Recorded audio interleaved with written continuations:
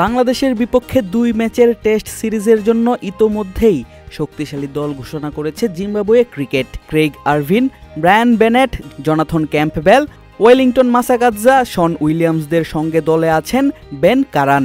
২ ভাইয়ের দেখানো পথ ছেড়ে যিনি বেছে নিয়েছেন নিজের বাবা দাদার স্বপ্নকে জিইয়ে রাখার দায়িত্ব। বেন কারান যখন বাংলাদেশের বিপক্ষে জিম্বাবুয়ের হয়ে টেস্ট সিরিজ খেলতে আসবেন এদেশে, তখন তার ২ ভাইও অবস্থান করছেন বাংলাদেশের প্রতিবেশী ২ দেশ ভারত এবং পাকিস্তানেই। তবে সেই দুজনের উদ্দেশ্য একেবারেই ভিন্ন।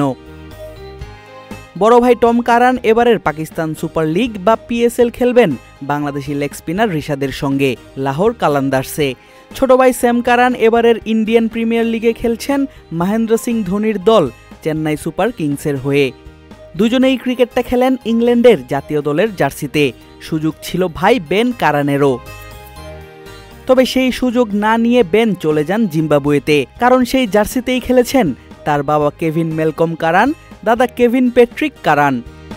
ওয়ালটন আবারো মিলিয়নিয়ার অফারে ওয়ালটন ফ্রিজ কিনে আপনিও হয়ে যেতে পারেন মিলিয়নিয়ার। কয়েক বছর আগেই যখন ক্রিকেটে ধুঁকছিল জিম্বাবুয়ে দেশটি, তখন ইংল্যান্ডের আধুনিক সুযোগ সুবিধা আর উজ্জ্বল ভবিষ্যৎ ত্যাগ করে বেন পাড়ি জমান নিজের বাবার দেশ জিম্বাবুয়েতে। খেলেন সেখানের ঘরোয়া লিগে। ঘরোয়া লিগে নিয়মিত পারফর্মের পর ২০২৪ সালে ডাক পান জিম্বাবুয়ের জাতীয় দলে। আয়ারল্যান্ডের বিপক্ষে অনবদ্য অপরাজিত এক সেঞ্চুরি হাঁকিয়ে নিশ্চিত করেন দলের জয়, নিশ্চিত করেন সিরিজও। আয়ারল্যান্ডের বিপক্ষে সেই সেঞ্চুরি ছিল কারান পরিবারের ক্রিকেটারদের মাঝে প্রথম সেঞ্চুরি। সাদা বলেই নয়, লাল বলেও দারুণ ছন্দে আছেন এই টপ অর্ডার ব্যাটার। এপ্রিলের ৩ থেকে ৬ তারিখ অনুষ্ঠিত হওয়া জিম্বাবুয়ের ঘরোয়া লিগে নর্দার্নসের বিপক্ষে সাউদার্নের হয়ে ২ ইনিংসে ২ সেঞ্চুরি হাঁকান এই ওপেনার। প্রথম ইনিংসে ১৪৭ রানের পাশাপাশি দ্বিতীয় ইনিংসে খেলেন ১০৫ রানের অপরাজিত এক ইনিংস। দলকে জেতান ১০ উইকেটে।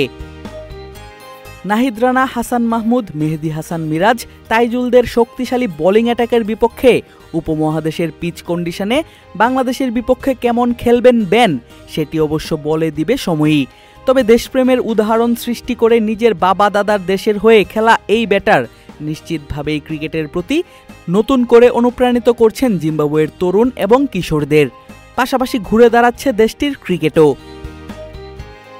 বাংলাদেশের বিপক্ষে ২ ম্যাচের টেস্ট সিরিজ শেষ করে জিম্বাবুয়ে খেলবে নিউজিল্যান্ড এবং সাউথ আফ্রিকার বিপক্ষে ত্রিদেশীয় সিরিজ। টেস্ট সিরিজও খেলবে ২টি, এই ২ শক্তিশালী দলের বিপক্ষেই। নিশ্চিতভাবেই যা বিগত কয়েক বছরের মাঝে জিম্বাবুয়ে ক্রিকেটের জন্য সবথেকে ভালো খবর। আদিব আশরাফ, ক্রিক ফ্রেঞ্জি।